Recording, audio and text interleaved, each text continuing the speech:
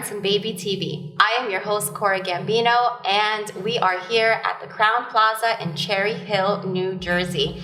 Today, I have Lee with me as a guest. Hi. Hi, thank you for being here. I'm so excited to talk with you. Yes, and Lee is a birth and postpartum doula with the Doulas of Philadelphia. That's right. All right, so today we have a birth ball. Can you tell us exactly what is a birth ball?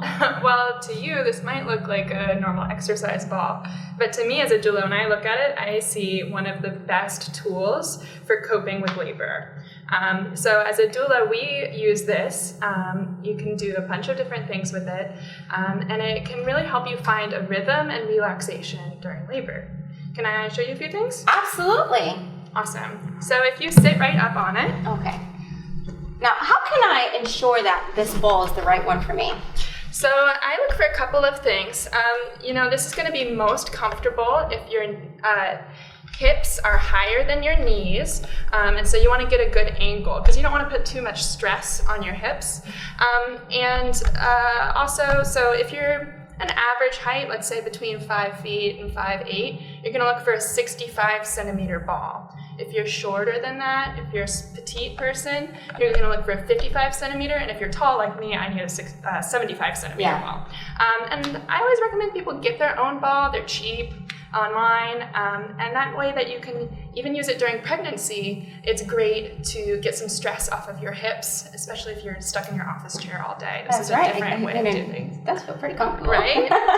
So during labor, this is great because during or between contractions, you can really move your hips either around in a circle, if you want to try that. Yeah. Or back and forth, front to back.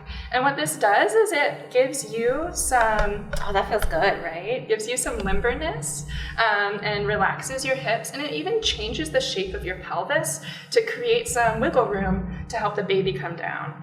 Also, if you're upright like this, you also have gravity on your side, which is so important. That's right. I do feel so much better just sitting on this. I do feel my pelvis opened up a little bit. My back feels good too. And if I were your partner or your doula, I could even be behind you, giving you a little neck rub or shoulder massage in between contractions. And then during that wave of contraction, you can really tune in and zone into your body and then do whatever feels really natural or intuitive to you. Now, are there other things that I can do in the ball besides sit? Absolutely. Another great one is getting on your hands and knees. So I'm just going to ask you to drape yourself over like this. Yeah. And this is great, here we are on the floor, but if you were in the hospital, I would actually put this up on the bed so that you get some padding underneath your knees. And this is great, especially if you're having back labor. A lot of people during labor get some tension in your back because you're doing so much work. And like you are, if you had a big pregnant belly, it would be hanging down too, and getting some of that pressure off of your hips. That's right, especially for anyone that's experiencing some sciatica pain or just some real pain. Right. Get that pressure off the belly. And then the other thing that I would do for you as a doula is I could press my hand, the heel of my hand right here, right above your tailbone. And I find that 9 times out of 10 people want this like really firm pressure to give some counter pressure. Oh, absolutely. Feels really good. I used this technique with the birth of my son. You did? Oh, yeah, so you know about this. This is great. So those are a few of the tips that I really like using with the birth ball. Now, should families bring their own birth ball?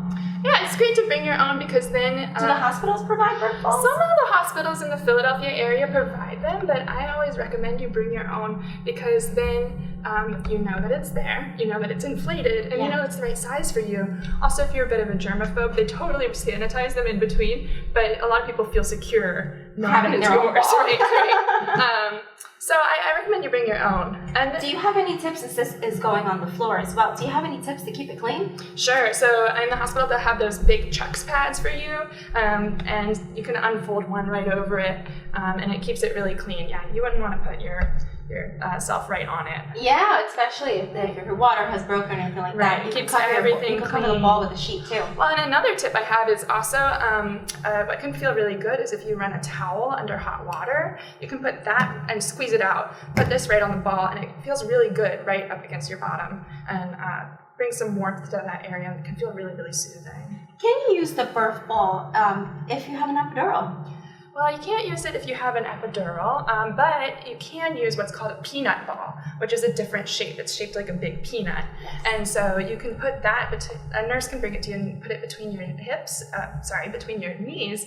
It helps put you kind of in a squat position while you're laying down. And so that opens up your pelvis and really creates some room for the baby to come down to. You can use the ball, though, if you're on monitoring. So a lot of people need to be on monitoring at least part of the time. Yes. And you can have this right by your hospital bed and be rocking on it or in the bed like we showed you, even if you're on monitoring. And so that is a really great way to get that movement in that a lot of people want, even if you have to be on the external monitor. Now, do you find that the birth ball can also be used postpartum? Oh, absolutely. That's another reason why it's great to have your own, is because it's for pregnancy, when you're at your desk, for relieving tension during labor. And then postpartum, one of the things that I'm doing all the time as postpartum doula is bouncing babies around like this. And so if you just get on the ball, you can bounce on the ball or box side to side. And that's another way to do that. That's a great way for mom to get back in shape and also for the baby to get the little bounces that they need. Sure.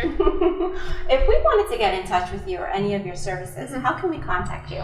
My website is www.doulasofphiladelphia.com, and you spell doula, D-O-U-L-A. And you can also find us on Facebook.